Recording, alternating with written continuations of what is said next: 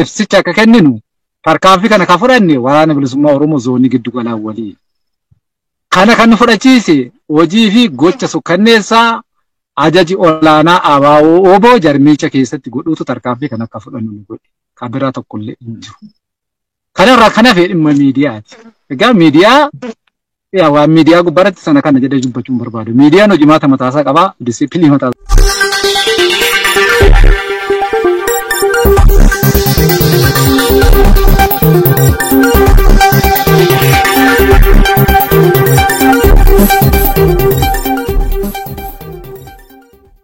Qaba, naamusa mataasaa qaba. Miidiyaa waliin inni gaafa deebiin kan miidiyaan si gaafatu waan agartee ibsa miidiyaan sirraa barbaade kennuu callaadha. Miidiyichi hojimaata disiipilii akkamii qabaa ka jedhu sana immoo miidichumatu beeka. Miidichi iddoo barbaade taa'ee anaaf gaafii deebii godhuu danda'a. Barbaadu Finfinnee haa ta'u, Ameerikaa haa ta'u, yookaan waajjira muummicha ministeeraa iddoo fedhe haa ta'u. An kanarraa eegamu waan inni na gaafate sanaraaf ibsa laachuufi. Ibsa laadhe sana keessatti namni hubannoon irraa qabu, namni gaafii qabu yoo jiraate waan sana gubbaarratti agartee akka qulqullummaa kan namni na gaafatu yoo jiraate ammallee irra deebi'eetan ibsa kennaa jechuudha. Kanarraan kanaafee waan argitee saaboteejii argitee kanaa waan akka kanaati amma VOA gubbaa VOA warreen akka BBC kanan itti beeku miidiyaa international ta'e miidiyaa guddaa miidiyaa gurra qabu miidiyaa uummanni Oromoo biyya keessa biyya alaa gurratti qabee dhaggeeffatu jechuudha. Akka kanatti na waliin gaafii deebii godhee jechuudha. Kanaaf dirqamni kiyya kan inni na gaafate deebiseeraaf. Dirqamni kiyyas kanuma. Miidichi immoo disiipilii agartee hojimaata miidichaa eegee deemuu fi dhiisuusaa isatu beeka.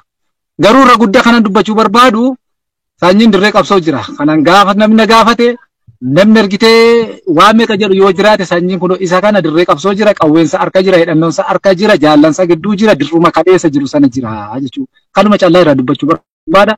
Kan biraa garuu keessa seenii gochuun barbaadu jechuudha. Kanan taazzabe garuu waa hedduun taazzabe kanan taazzabe seenaa fi seerri silaafuu waa wanni jedhu qabu seenaa fadhiisee ol kaa'aa jechuudha. Kanaaf amma miidiyaa VOA'n akka jedhutti keessee qaama akkana maal wal dhabne moo wal dhabbiitu nuuf isaan gidduu jira qaama sadaffaa ta'ee kan nu gidduu seene yoo jira moo qaama sadaffaa kootu nu gidduu seene jennee nama kadhanne miidiyaadha. Ani jarmiyaa siyaasaati.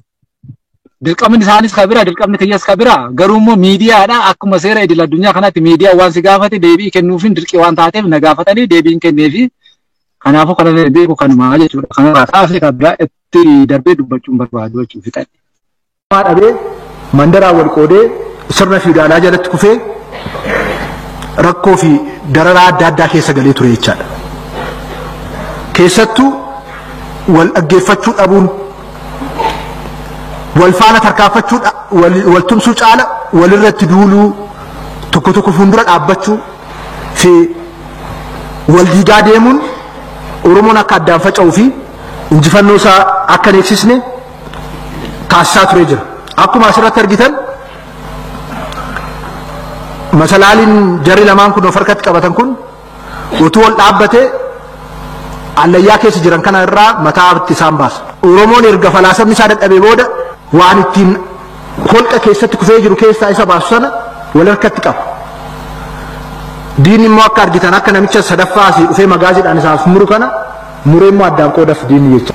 Waan wal harkatti qabanii waan walii galtee dhabaniif qaamni sadaffaa immoo dhufeetu masalaalicha addaan kuteef. Masalaalichi naa itti hirkisan eessa isaan ga'e walakkaatti isaan hambise.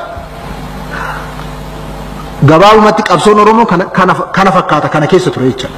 Faayidaa Oromoo irratti ejjennoo tokko qabaachuu dhabuun injifannoo Oromoo lafarra harkisuu kaasan. Keessumaa kanaaf itti gaafatamummaa kan fudhatu hayyoota siyaasa Oromoo akka ta'e osoo neeriin bira hin dabarre. Maraamartoo taphachaa kan oolus jedhan obbo Shimallis ajandaa diinni nuuf booceen kun immoo diinaan akka liqimsamnuuf ga'ee ba'eera jedhan. Ajandaa diinni dhimma mataa isaatiif bocee kaa'e keessatti kan maraamartoo taphachaa oolu. Meeshaa diinatti kan taanu jecha. Kun immoo diinaan akka liqimfamnu nu taasisee jira. Amantaadhaan Oromoo amantaadhaan addaan qooduun dhaabbilee siyaasa Oromoo gidduutti dhimmi kan baane jecha. Diinnis immoo carraadhuma argametti immoo addaan nu qoodee tokko wal nyaachisaa akka deemu nuyi firaaf diina adda baasnee akka hin sochoone